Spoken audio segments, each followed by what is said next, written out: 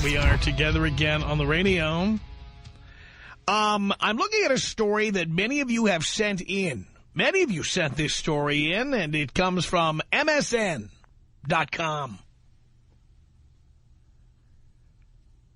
It's called Too Successful for a Mate. This is one of those multimedia stories where they have videos attached to it, but not unlike some other multimedia stories you see on the internet. This one here has a video with comments from a woman who probably is one of the women quoted in the story, but they don't tell you who. But we're going to play the audio anyway at the point in the story where it appears. This is written by somebody named Kim Frieswick. And the piece is called Too Successful for a Mate? ? And the subheader says, today's talented, ambitious women are staying single in droves. Are they too busy, too picky, or horrors? Too awesome? And here's the story from MSN.com. The majority of my successful, good-looking, educated, talented girlfriends are still single. If they had Y chromosomes, they would have been married a decade ago. Instead, like successful single women all over the country, they trek into their mid to late 30s on their own, experiencing fabulous professional success, buying real estate and making savvy investments for the future without much going on in the relationship department. What gives? Then they refer to this video, which is a video of a woman speaking. They don't tell you who this woman is. So let's listen to this anonymous individual who happens to have an opinion about the story you're hearing. I think women have this kind of audio loop playing between our ears. We worry about, will being as ambitious as I really want to be, will it cost me a mate? Will it cost me friends? Will I be seen as arrogant? Will people be jealous? Is it going to make me, basically, is it going to make me less appealing? Because we still see messages in the culture, in media, in film. I mean, think about The Devil Wears Prada. You think about the Meryl Streep character. And that's based, yes, it's based on a real woman, but that's the book that sold. And I'm sure that any of the traits that would be valued in a high-achieving men are accentuated when a ambitious woman is portrayed, so that she looks more like the B word.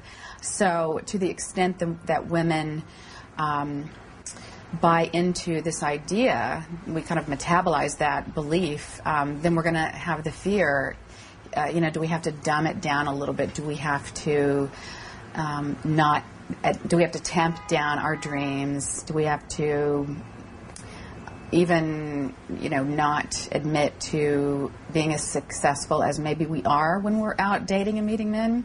Because we worry about, are they going to be intimidated? What man is intimidated by a successful woman? This has nothing to do with intimidation, darling. I know women love to, especially these women who are career-oriented, goal-oriented, they love to think they are intimidating men. They're not intimidating us. I am not intimidated by a woman who has strong career aspirations, works hard, makes a lot of money. I'm not the least bit threatened by her. I would just never be in a relationship with her.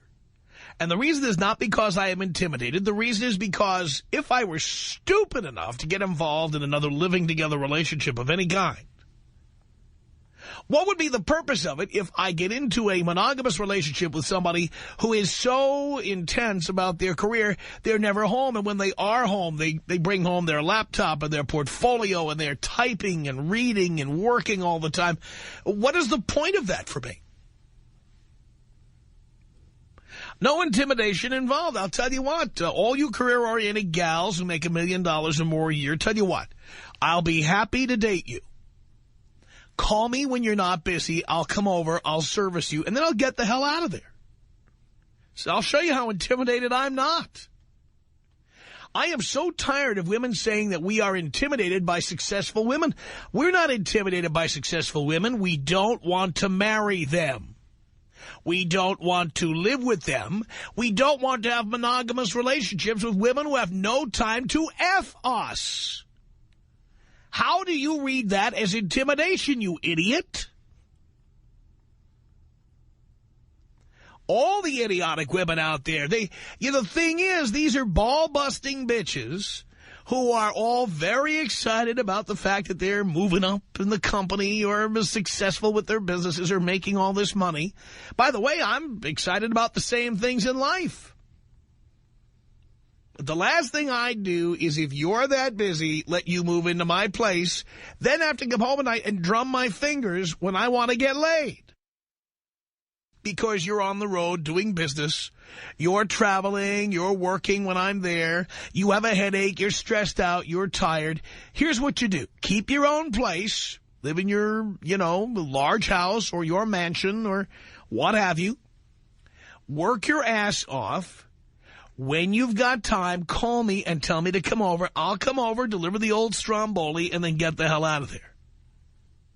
Why would I want to live with you or be married to you? It's not because I'm intimidated. Believe me, I make a lot of money and I have a lot of success myself. I'm not the least bit intimidated. Any hot young chicks out there who are ambitious and making a lot of money, who would like to just have late-night encounters with an equally successful individual, do get in touch with me, because I'd love to have that opportunity to show you how intimidated I'm not.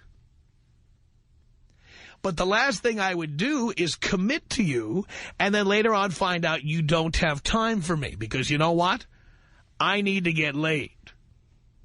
I need sex. And if you're not there, there's no point in being committed to one person. I have sex with you when you have time and sex with somebody else when they have time. Some may make a lot of money, some may not. Now, this story continues, and it's outrageous to me what's going on here. It says here, Carolyn Kaufman, 33, has a doctorate in clinical psychology and teaches college in Columbus, Ohio. She is a perfect example of a woman who has everything except a date. She says, I have this crazy belief that I have the right to expect my potential partner to be at least as successful as I am and to have as many things to offer as I do. The story goes on to say, good luck, Carolyn. With more women than men earning advanced degrees, 61% of master's degrees conferred in 2007 will be to women. 2007? It's 2008, isn't it? Those kinds of men are going to become harder and harder to find. They call it the pinnacle of success for a reason. The view is great, but pinnacles are by nature narrow, pointy places. There's no room for a crowd. Then there's the issue of time. Most highly successful people work crazy hours. It's what I just said, which makes it even more difficult to meet a suitable match. Christine Moore, Director of Marketing and Community Relations for the YMCA in Washington, D.C., is out nearly every night of the week at fundraisers, benefits, and business dinners. The person I'm trying to find is just as busy as I am, says Moore, 29. If we're both that busy, when is the time when we're going to meet? Exactly. She says the men she does meet at these events are usually married. That's right. Of course, it says here, you have heard all these excuses before from women, both successful and not. I'm too busy, there are no good men left, they're all married or gay, etc. But there's another factor at work for women at the top of their game. They're intimidating to men. Oh, stop. No matter how enlightened most men claim they are, few are ready to pair up with a woman who is more successful, better paid, and better educated, not to mention better traveled, more connected, and more socially savvy than they are. Why would you assume that?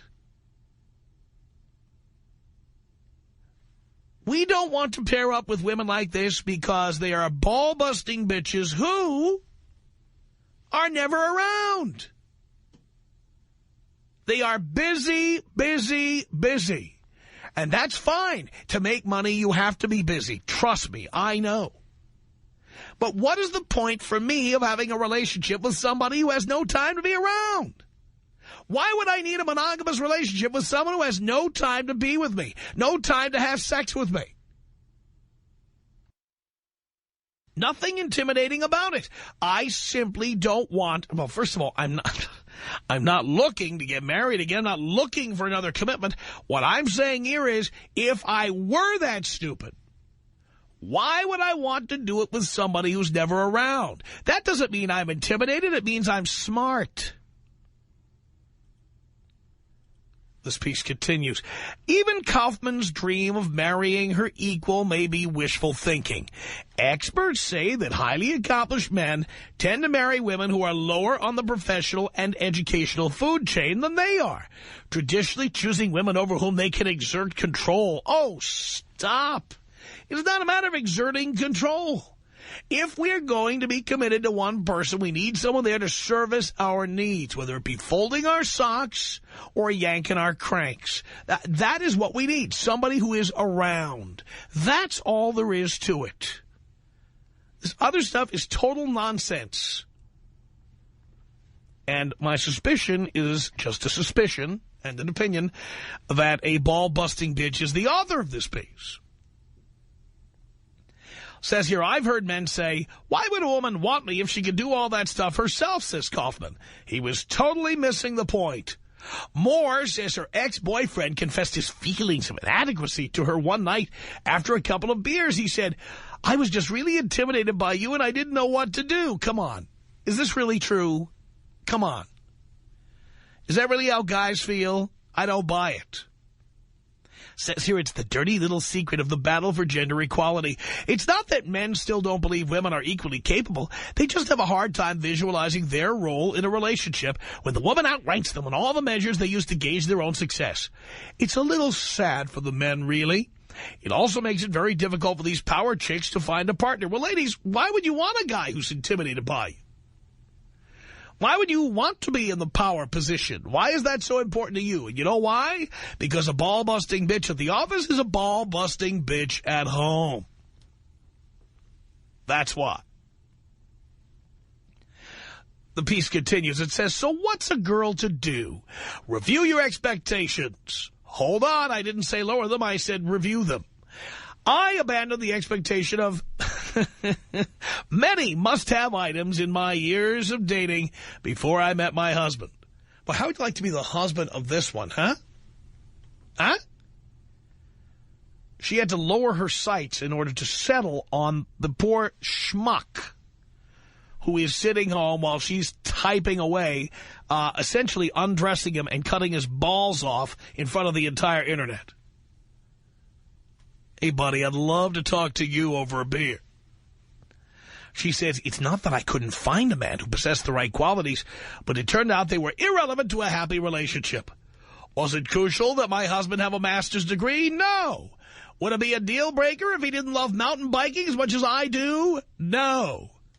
In the end, common values and goals, generosity, intelligence, respect, a warped sense of humor, and a mutual attraction floated to the top of the list. Nearly everything else on that list was negotiable, including income and educational attainment. He's just some dopey slob, but he's a lovable dopey slob. I lowered my sights to be with this loser. But he's a lovable loser, and he's my loser, and I love him very, very... Isn't that what you're hearing through all this nonsense, through all this verbiage? He's a loser, but I love him so. Dr. Deborah Condren, it says here, a psychologist, career coach, and author of a book. Listen to the title of this book, Ambitious. Which, we ought to have this woman on. It explores how and why women sabotage their own ambition and why they should cut it out. She says as you get older, you get more clear on what's important to you. I was very picky about men. I wonder if there was anyone out there who was going to value and appreciate me. But there are many men out there who want a smart, competent, ambitious woman as a partner and to share in making an income. I don't mind if you're making an income. It's just when I need some action, I need you to be at attention. No, not at attention. I need you bent over the headboard, bent over the sofa. Says here, he just might not be a CEO with a Ph.D. in astrophysics.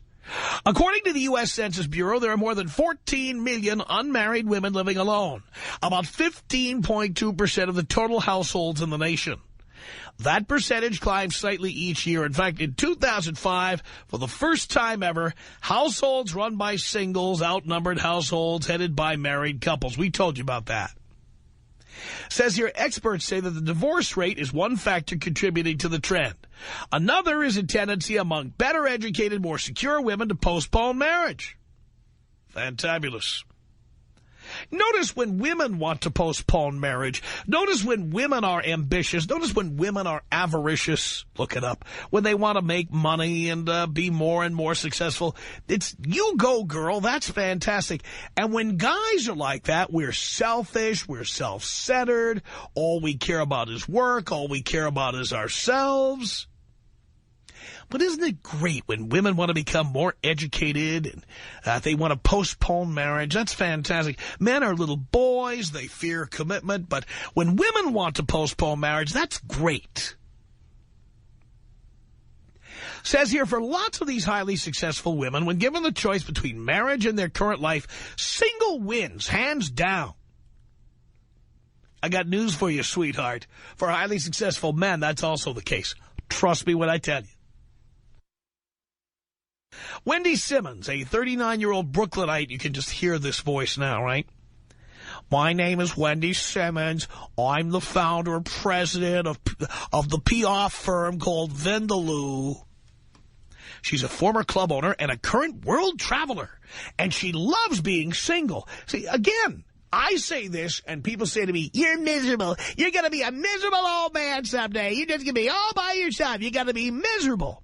But when Wendy Simmons of Brooklyn wants to do that, she's 39, in my view, clearly over the hill and past her expiration date. Oh, yes, she's a world traveler. She loves being single. It's wonderful. Says here she was married for 1 year at age 25 but felt so trapped that she is having a hard time putting a positive spin on the idea of doing it again. See, she says she felt trapped and everybody empathizes with that. When I say I feel trapped being married, people say, you're ruining the family unit. You're ruining family values, Tom. You're ruining everything. But it's great when a woman does it. Terrible when a man does it. Yes, Wendy said the longer you go without marriage, the more complete you make your life. The more difficult the idea of a compromise in marriage becomes. I may be ready to try again, but every day I feel more and more like a confirmed bachelor. I see so many people struggling in relationships that it scares me. Wouldn't you like to be with Wendy Simmons on her 40th birthday? Your balls in a jar up on the shelf. Oh, yeah. Simmons rejects outright the notion of dumbing herself down to make her more marketable to all those executives looking for a wifey. She says, for a lot of guys, the simple girl is easier because the man's role is clearer. They make the decisions. It's those things that I'm afraid of, a life of compromise every single day. Oh, is that so? Who says that all the time? Who says compromising is wrong? Who says the more you have to compromise, the more likely it is you're with the wrong person? Who says you should live alone because why should you ever compromise? I do. And who takes crap for it? I do. But when a woman says it, this is perfectly okay. This is to be encouraged. This is wonderful. Does anybody else see the hypocrisy here? 1-800-5800-TOM. 1-800-5800-866. Screw these women that want to take away what we have, you know? Screw them, Tom. That's right. Screw them. For God's sake, screw them. It's the Tom Leykis Show.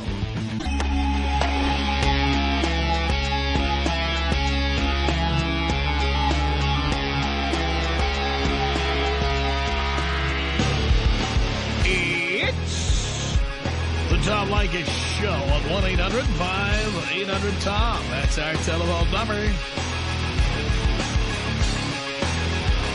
Rissa on the Tom Leykis Show. Hello.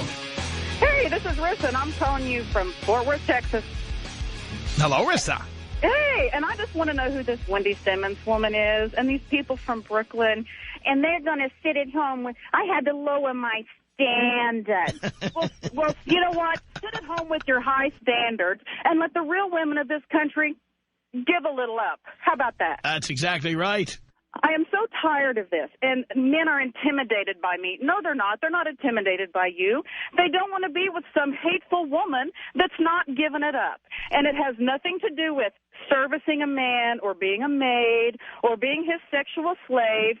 It just has to be with being a decent human being and thinking that your feces don't stink because your flatulence gives you away. That's right.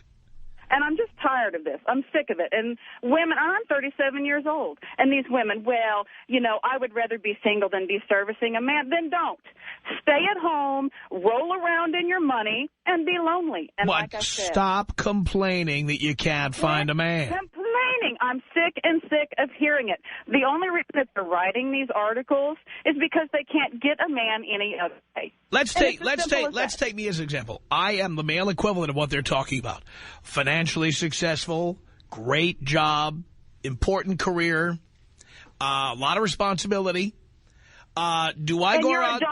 You're a dog. Right. Do I go around saying, I just can't find the right woman? No matter what I do, women are intimidated by me. I just can't No, I just bang whatever's available at the time I need it. I get it when I need it, like Domino's Pizza.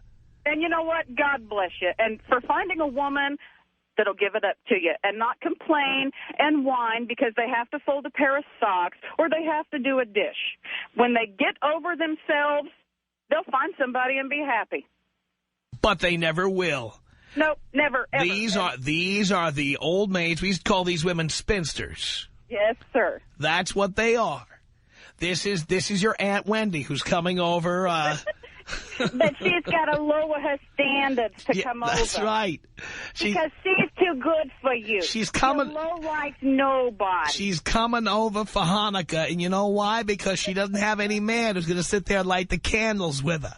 That's right. And she can just stay in Brooklyn. Come on to Texas, Tom Leykis. We love you here, baby. Thank you, Rissa. Thank you, darling. Love you a lot. Oh, we love you, too. Now that's a woman. 1-800-5800-TOM is our telephone number. This is Sandy on the Tom Leykis Show. Hello. Hello, Tom. I love that lady from Texas. She's great. She's got the idea. You know, I completely agree with you. I mean, I did my whole build the career thing, and I got to be in my early 30s, and I knew what my priorities were. I knew I wanted to be married, knew I wanted to have kids, and, you know, with my husband's go ahead and support. I worked part-time all through my kids being little and through elementary school and whatever. Now they're in high school. Now I need to be working full-time so we have money to put away for college. And I have to tell you, Tom, it's really putting a strain on my marriage because my husband would like me to have dinner on the table at 6:30, and here I'm calling you from L.A. I'm on my way home, and dinner's going to be on the table about 7:15, and that's, you know, it's really hard. And he didn't get married. He did not get married to come home to an empty house. Absolutely true. I mean, well, he works from home some days, so that's even more so. But, you know, it's just one of those things. It's like, yes, we agreed economically that this is something that I need to do, but, man, I can sure see the strain. And I'm really hoping that we, you know, support it through the next couple of years, put that dough away and figure out something else because it's just too hard. And, yeah, I make great money. Yeah, I'm back full-time in a career that I, you know, kept up and proceeded with all those years because I'm really good at what I do, and somebody was able and willing to hire me to work, you know, part-time for a while until I could pull it back together and be available full-time. But, yeah, you know, you cannot have a full-time relationship and a full-time, real, true career and make it all work. You know, that whole having it all crap, that's what it is. It's crap. It's all balance. It's all getting in a little later than everybody else, leaving a little earlier than everybody else, taking work home because you do want to have dinner on the table, and figuring out, you know, do I go to bed and make nice with my husband, or do I stay up and do this and fold the socks, or what do I do? It's hard on me, it's hard on him, it's hard on everybody. So, yeah, you know, if I knew that this was the way it was going to be, maybe I would be a career woman, and, you know, I'd have my UC buddies and my gym buddies and my hiking buddies and my movie buddies, and that would be a different life. But that's not the life I set up, and, you know, I got to work it out this way. No doubt about it, Sandy. Thank you so much for the call. Tom Leykis. 1-800-5800-TOM. All women want to do is break your heart and break your wallet, so hit it and quit it. Hit it and quit it. It's the Tom Leykis Show.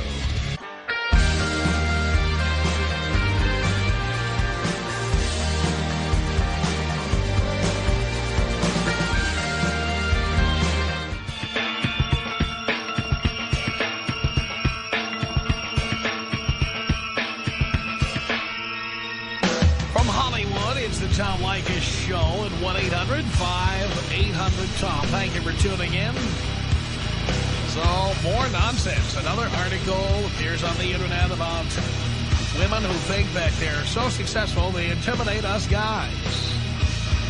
Give me a break. Do you agree with that? Are you intimidated by women? Or are you just annoyed about the fact that when you need your socks folded, they're not there? I mean, that's how I see it. 1-800-5800-TOM. That is our telephone number. Thank you for tuning in. Let's continue with your calls here. Let's say hi to Matt on the Tom Leykis Show. Hello. Hey, Tom. Hey. Yeah, I just wanted to say, I dated one of these highly successful women back when I was living in San Diego. She was the editor of a magazine down there in San Diego, doing quite well for herself, had a good salary, her own place. And I'll tell you, they can be just as neurotic and insecure as women who are not. I mean, I was not intimidated by her at all, even though at the time I was dating her, I was actually in between jobs. Technically unemployed, but I had something lined up, and I had just gotten out of my other one, living good off my bank account. And, I went away for one weekend to go out to San Francisco, literally to talk to my new boss, to get stuff lined up, come back, and all of a sudden it was just this fight about how I was never really there for her and everything else. But she was the one calling me up at 2 in the morning to come over and have sex. Which is what that's what I thought she wanted from me. I was like, well, I'm not the one calling me at 2 in the morning. I'm technically between jobs, so no, I'm not working. And yes, I can get up at 2 in the morning, but don't come back and throw it in my face later on that, oh, you just come over at 2 in the morning to have sex when you're the one calling me up. I mean, it was great, but it was kind of like, isn't that kind of a woman fight move to do? Like, the things that you're happy with, all of a sudden you think you can guilt men into it? Oh, Jesus. Well, I got to tell you something. I used to date a woman who was a TV producer. And the way it worked is, in TV, they go in at 7:30 in the morning, and they work until 11 o'clock at night. So my phone would ring. She'd be calling me on the cell phone about 10:45. She'd call me and say, what are you doing? Yeah. And I'd be home, Right. smoking some weed or something. I'd say, well, not much. She'd say, well, why don't you come on over? So I would get in my car and drive 10 minutes to get to her place. And by the time I'd get there, she'd be swigging some red wine, and she would just bend over the arm of her sofa, and the whole operation would take not 20 minutes. Yeah, for me it was like maybe the first date we had.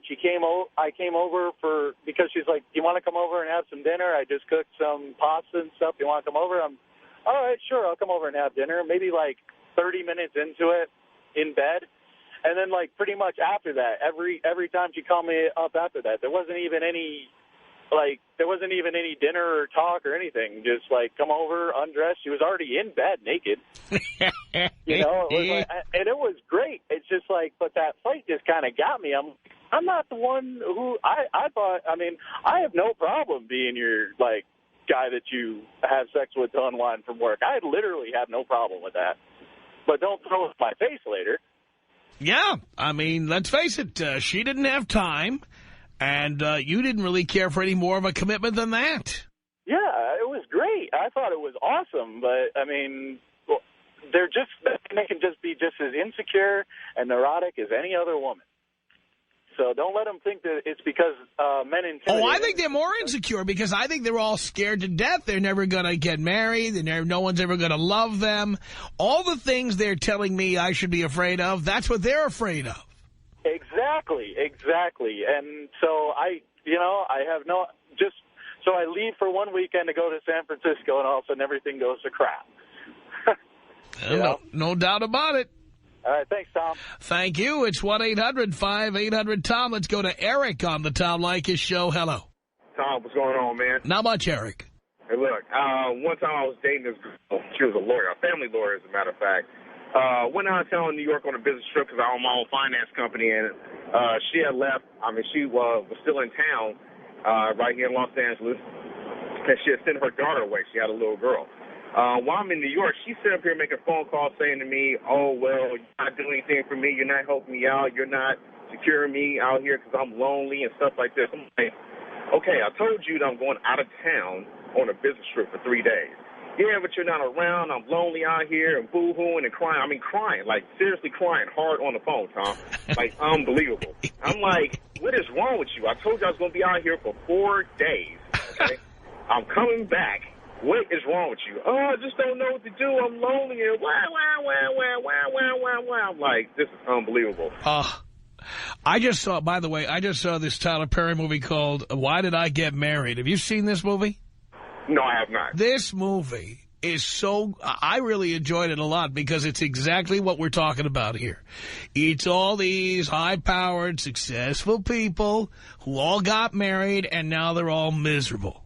Absolutely. And this is a girl who used to brag to me about how she made between $120,000 and $150,000 a year, and she doesn't need a man and doesn't need to be married, But then I go out of town for 4 days, cry.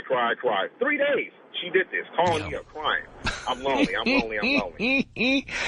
Yeah, they just become typical. Yeah, here they are. They want to say they're intimidating us, but that's exactly what they're like. They're all insecure, whiny little girls. That's what they are. Exactly. And that gets old. Exactly. It got real fast. As a matter of fact, I only talked to her for maybe like 3 weeks, and now I let her go. I told her, I just can't do this. I can't deal with you making all these crying all the time and saying this and that, acting like I'm out this and that, when I'm over here the majority of the time, but at the same time, you know, you don't need a man. What's the big deal? Good points, Eric. Can you take me on Kobe style? I certainly can. Here you go. This is about us. She's so special to me. Yeah, it beats in my heart. Yeah, the air I breathe. She's so special to me. It's 1-800-5800-TOM. That's our telephone number. Here's Jerry on the Tom Leykis Show. Hello. Hey, Tom. You know, this whole thing about women intimidating men when they're successful women is, you know, they only tell that to themselves because they need some excuse, because it can't possibly be them that's at fault for guys not wanting to hook up in any long term with them.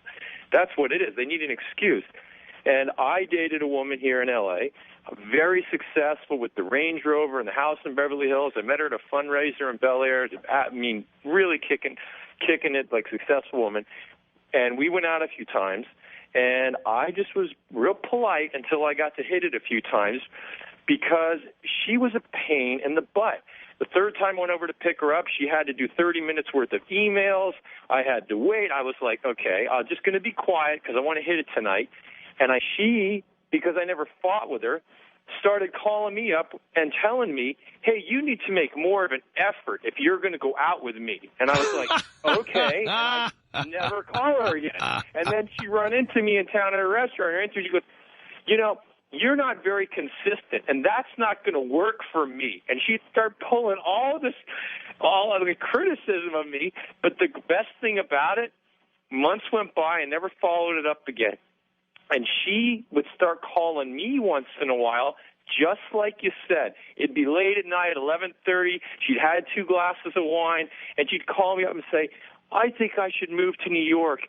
I just can't meet any guys that aren't, you know, that aren't intimidated by me and that want to work on a relationship. And this city's just not going to work for me. And I'm thinking, baby, it's not the city. It's you.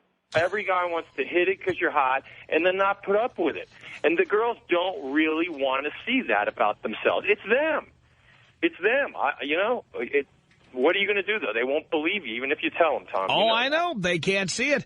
But again, when they're living there with 4 cats and they're visiting their nieces and nephews, you know, there's no other word for it. We used to call that a spinster. I think we ought to bring that one back. That's one of those retro words I love so much. Spinster. Old maid. could you take me out the best, newest way, which is bro, don't tase me? I don't hear it enough. Oh, Jerry, your wish is my command. What did I do? Get off me. You know what? Get off my sister. Get the off me, man. I didn't do anything. Don't tase me, bro. Don't tase me. I didn't do anything. Ow! Ow! Ow! Ow! Ow! Ow! You hate to see that happen. 1-800-5800-TOM is our telephone number. Is this really true? Men are intimidated by successful women who make lots of money. That's what they're trying to tell us. I don't believe it for 1 second. 1-800-5800-866. John on the Tom Leykis Show. Hello. Hey, Dad. How you doing, son? Good. Hey, here's the missing part of this equation that women never talk about. Very few of these quote-unquote successful women have any interest in going out with guys who make a dime less money than they do. That's true. And they talk about intimidation. Like your last caller said, it's a way of saying it ain't me. But it is me because immediately they cut out, 50, 60, 70% of the male population because they don't want to see someone who's not making more money than they. And I'm not talking about booty call. I'm talking about a real relationship.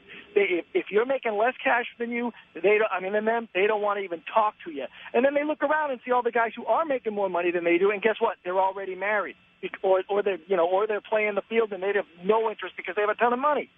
So that is all. It's just code. It's all code. It's like whenever they say there are no good guys left, what they really mean is there are no rich guys who look like Antonio Banderas who are hung like John Holmes. And who are willing to tolerate the fact that you don't get home till 10:30 at night. Yeah. That's what it is. It's all of these women, they're lonely by choice. Because one day they took a look around and say, wait a minute, I just spent the past 15 years working on my quote unquote career and having meaningless booty calls. And now my standards are set to these impossible places where 99% of the guys don't fall into those standards. I think you make a lot of sense, John. I try. Hey, blow me up, Tom. I'll blow you up, baby. Here you go.